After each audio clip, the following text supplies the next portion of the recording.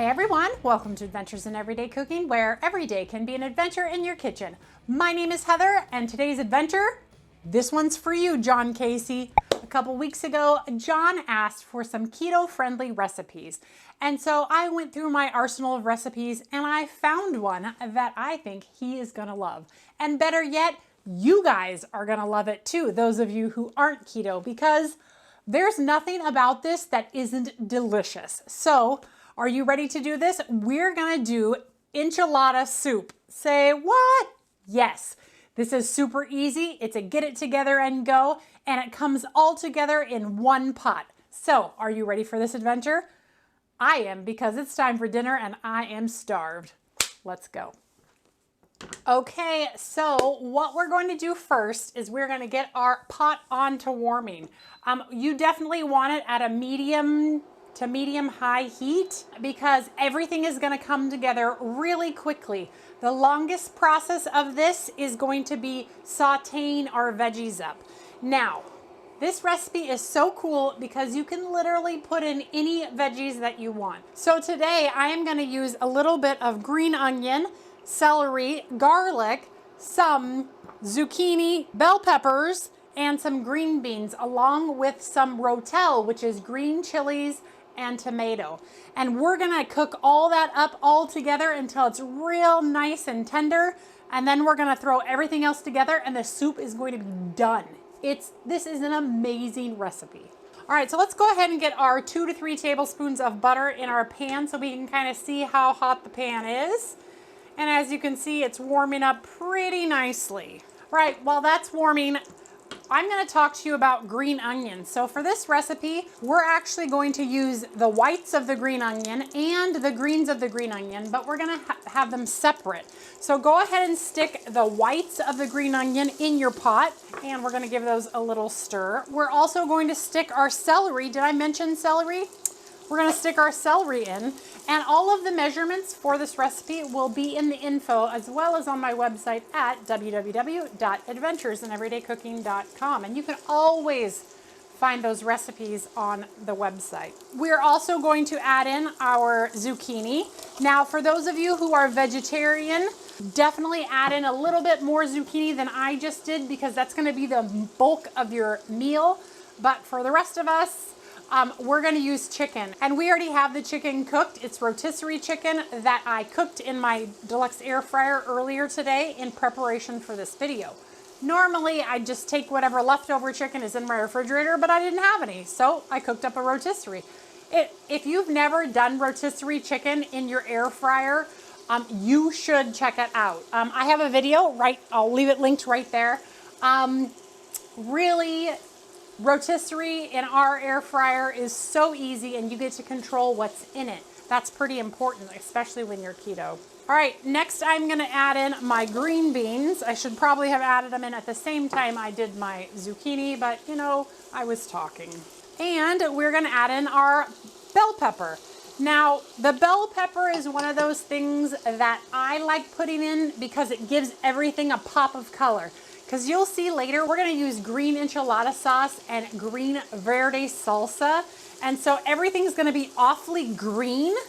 And so the colored bell peppers are definitely a plus when you're doing this recipe. So we're just going to saute this until everything is soft and kind of half cooked. Like, we don't want to necessarily cook it all the way because we're going to put some broth in and warm it up. But, you know, half cooked is probably good. And we're also going to salt and pepper this.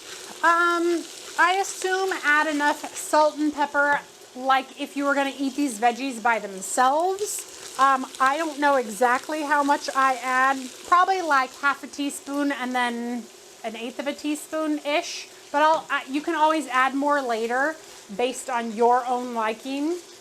You can also add more hot sauce or like spicy habaneros. This really is a great recipe for tailoring to your desires and your love of Mexican food and whatever you want to put in there. And definitely top it with avocado. I forgot the avocado at the store earlier today, and I was like, darn, I love avocado. So it would be great with some avocado on it, but I forgot. If you are not keto, You can even put things like corn and potatoes and like any kind of veggies that you have left over in your refrigerator that kind of has that Mexican feel to it.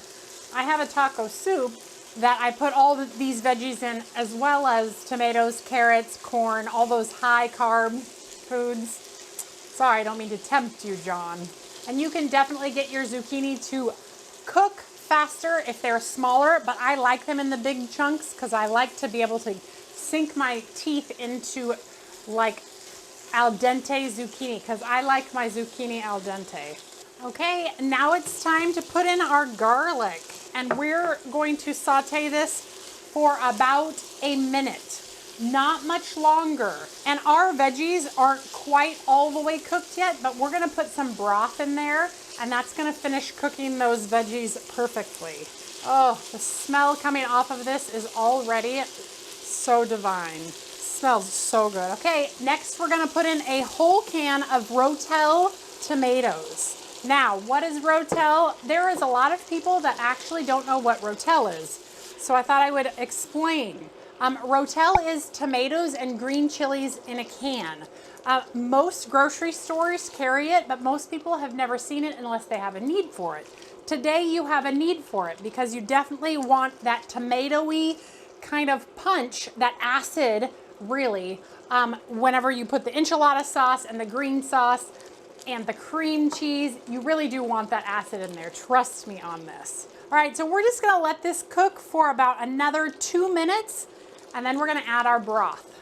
Look at how beautiful that is in there. Oh, I can't wait. It's gonna be delicious. Okay, now we're going to add our broth. You wanna add 3 or 4 cups of broth. Now I say 3 or 4 because I'm gonna add 4, but usually I add whatever broth I have and then top it off with water. So, I don't know, 3-4 cups of broth, that's pretty much correct. And I'm using homemade broth. You could definitely use store-bought broth. It would taste just as good. All right, we're gonna bring this up to a boil. So we're gonna leave it there. We're gonna let it boil, and then we're gonna turn it to a simmer for about 5 minutes. That's it, just 5 minutes. All right, once your veggies are all the way done, so like stick your fork in there, poke at them, make sure that they're done. We're gonna add our enchilada sauce, the whole can, which is gonna immediately bring it back down. Our chili verde, which is just green salsa. Our cream cheese that we've cut into blocks, that is room temperature, half and half. Can you believe all this stuff that's going in? It's delicious. All right, let's give that a good stir. And now we are going to add our cheese. This is 8 ounces of Jack cheese. You could use any cheese that you want, but this one is Jack. So we're gonna sprinkle it in, give it a stir, sprinkle, stir, sprinkle. You excited yet? Oh yeah, you don't have to be keto to love this recipe.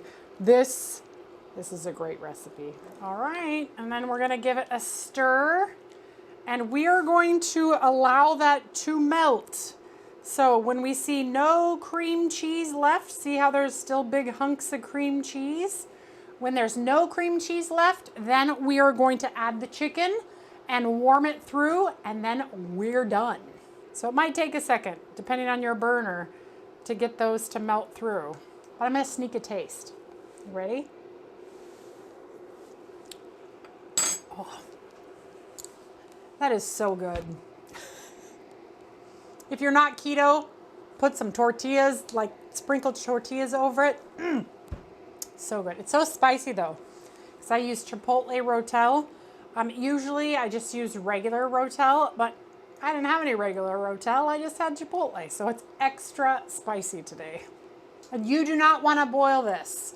The milk that's in there, it'll be fine if you accidentally boil it, but we just want to warm everything and melt everything together, so it doesn't really need to boil.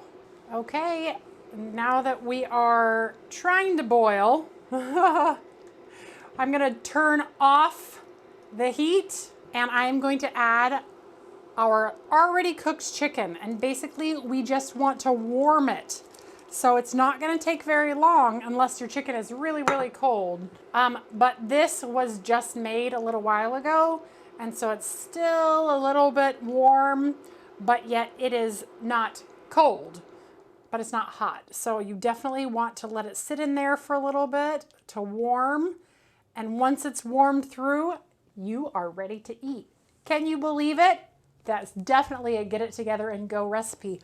All one pot. Look at everything's clean. Well, besides my measure out things. But you would just have whatever leftover containers you would have, or if you just made it, you know, verbatim, you just have your cutting mat and your knife and then your pot, and then you're done. Okay, let's taste this. I mean, I've already tasted as we went, but man, let's taste for real now. All right, so we're just gonna take a ladle and scoop this. Oh my word, do you see that deliciousness in that spoon? Oh yes, this is stinking amazing. Oh my goodness, my mouth is watering. And if you had avocado, definitely put your avocado in.